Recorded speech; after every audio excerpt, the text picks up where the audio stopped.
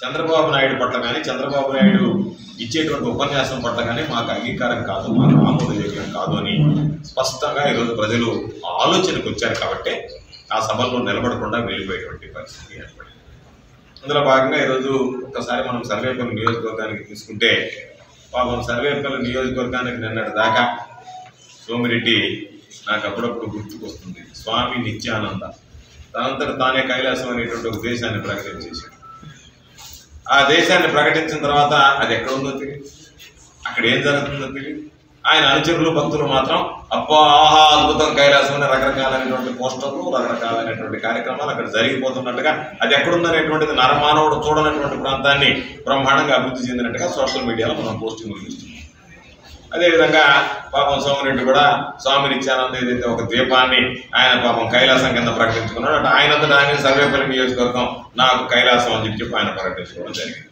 దానికి సంబంధించి ఆయన పాపం కోచింగ్లు పెట్టుకుంటున్నాడు. అబ్బా అద్భుతాలు జరిగిపోయి బ్రహ్మాండంగా జరిగిపోయి, నేను అసెంబ్లీకి గోవర్ధన్ ఇంటికి అంటే నేను సాధారణంగా సాయంకాలం వేరే ఇంటికి ఎందుకు పోతాను, మా ఇంటికి పోతాను, నాకు పోయి అలవాటు లేదు.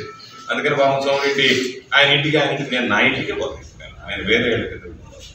అందుకని పాపం సోమిరెడ్డి ఆయన పాపం ఏ భాషతో మాట్లాడుతున్నాడో ఆయనకు ఉండేటువంటి అలవాట్లు ఏమన్నా నాకేమన్నా ఆపాదించడానికి ప్రయత్నం చేస్తున్నాడు తెలియదు. కానీ ఆయన ఎక్కడికి పోయినా నాకు అభ్యంతరం లేదు, అది ఆయన ఇష్టం. ఆయన ఇంటికి పోతాడు, ఓ దగ్గరికి పోతాడు, ఓ దగ్గరికి పోతాడు. అసెంబ్లీలో కూడా పోవచ్చు, ఎందుకంటే 2 సార్లు ఎమ్మెల్యేగా పనిచేసి పెన్షన్ డ్రా చేసుకోవాలి, అసెంబ్లీలోకి పోవాలి కదా, పెన్షన్ డ్రా చేసుకోవాలి. అందుకని వాటికి పోవచ్చు, నేను కాదంటాను. కాకపోతే బాధాకరమైనటువంటి విషయం ఏంటంటే, ఈరోజు సోమిరెడ్డికి సంబంధించి గతంలో ఒక సర్వే జరిగింది. ఆ సర్వేలో వేరే వాళ్ళ పేరుతో సర్వే చేసే సోమిరెడ్డి పేరు లేదు. సరే, దాన్ని విడిచిపెట్టాం. నేను ఇచ్చినటువంటి దాంట్లో ఆయన పేరు ప్రకటించలేదు. దానికి కారణాలు విశ్లేషిస్తే 4 ఉన్నటువంటి నియోజకవర్గాలు, దాంట్లో 2 నియోజకవర్గాల్లో అక్కడ ఉన్నటువంటి అభ్యర్థుల్లో ఎవరైతే ప్రాతినిధ్యం వహిస్తున్నారో వాళ్ళు వేరే ప్రాంతానికి పోవాలనుకునేటువంటి ఆ కన్ఫ్యూజన్ కొంత ఉంది. ఇంకా కోవూరు నియోజకవర్గానికి వస్తే అది ఆత్మకూరు వెంకటగిరి నియోజకవర్గాలకు సంబంధించి, కోవూరు నియోజకవర్గానికి సంబంధించి కొత్తగా వచ్చినటువంటి మార్పులు చేరువుల్లో ఏదన్నా భిన్నమైనటువంటి ఆలోచనలు ఉంటాయని జరిగింది. సర్వేపల్లి నియోజకవర్గంలో పోటీ చేయడానికి ఎవరు రాకపోతే, పోటీకి నేను సిద్ధమా అని చెప్పిన పాప నేను సంసిద్ధం అని చెప్పి వాల్ పోస్టర్లు వేసుకొని సోమిరెడ్డి తిరుగుతా ఉంటే, సోమిరెడ్డికి టికెట్ ఇవ్వకుండా పోవడం ఎంత దారుణమైన నిజంగా నాకు బాధేసి. ఇది పాపం సోమిరెడ్డి స్థాయికి తగులేదు కాదు. ఎందుకంటే సోమిరెడ్డి మనిషి ఉడుతంత ఉన్నా నేను ఉయ్యాల నరసింహారెడ్డి అంత వాడిని అనుకునేటువంటి వాడు. మనిషి చూడడానికి ఉడతలాగా ఉన్నా నేను ఉయ్యాల నరసింహారెడ్డి అంత, అంటే బాడీ ఉడతలాగా ఉన్న బిల్డప్ మాత్రం ఉయ్యాల నరసింహారెడ్డి స్థాయిలో ఉంటుంది. అంత స్థాయి కలిగినటువంటి వాడు. సరే, నిన్న అది జరిగింది. సరే, చంద్రబాబు నాయుడు ఏమన్నా కరుణిస్తాడేమో, ఇంకెవరు వస్తారు టికెట్ కంటే, మళ్ళీ ఈరోజు పొద్దున్న నాకే ఫోన్ వచ్చింది ఐడియాగా.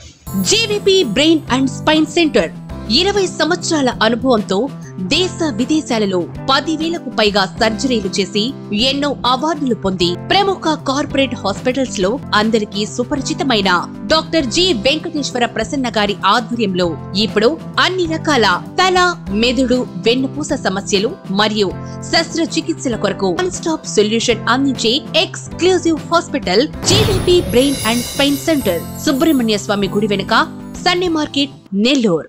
మళ్ళీ ఇంకొక పేరు వచ్చాడు, రెండో కృష్ణుడు రంగంలోకి వచ్చాడు.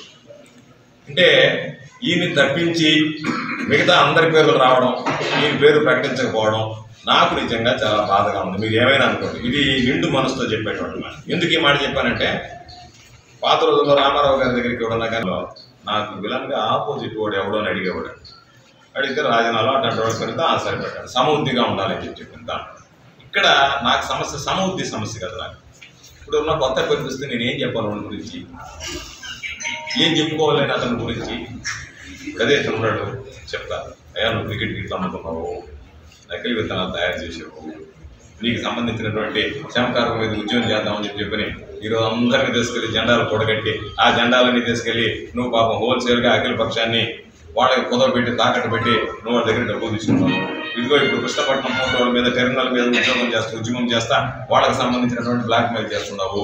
అనేక రకాలైనటువంటి అంశాలు ఉంటాయి మాట్లాడుకునే దానికి. రైతుల దగ్గర పాపం ముడుపులు, దారుల దగ్గర మిల్లర్ల దగ్గర తీసుకున్న రైతులకు ధాన్యం ధర రాకుండా నడ్డి విరిచావు. ఎన్ని అంశాలు చర్చించుకోవచ్చు రేపు ఎన్నికల్లో ప్రచారంలో. ఆ అవకాశం కోల్పోకూడదు కదా. కాబట్టి నువ్వు రావాలని